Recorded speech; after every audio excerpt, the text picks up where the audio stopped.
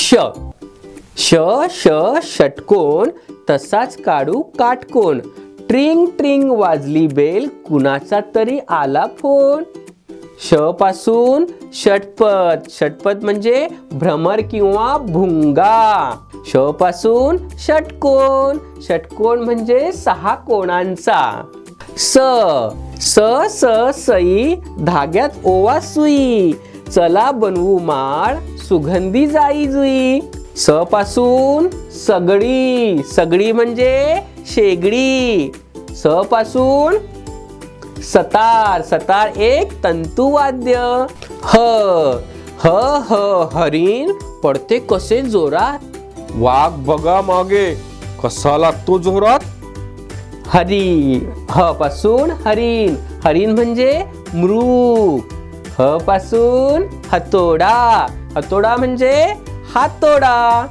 ळ ळ ळ बाळ तुरु तुरु धावतो.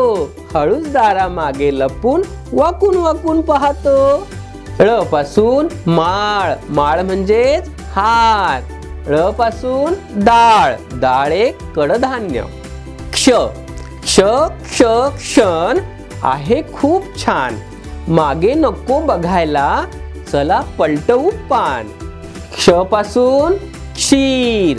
क्षीर म्हणजेच दूध किंवा झाडाचा चीक. क्ष पासून क्षणप्रभा. क्षणप्रभा म्हणजेच वीज. ज्ञ ज्ञ ज्ञ सुज्ञ अध्यात्माचे तज्ञ. दृष्ट विचारांना संपविण्यास करू मोठा यज्ञ.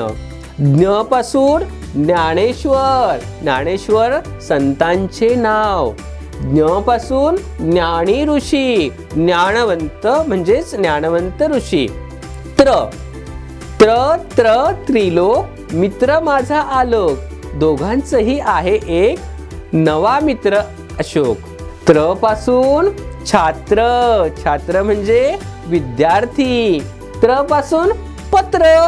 पत्र म्हणजे चिठ्ठी. श्र श्र श्र श्रवण चला करू वाचन. थोड्याशा गप्पा बाकी वेळ लेखन. श्र पासून श्रमिक. श्रमिक म्हणजे कष्टकरी.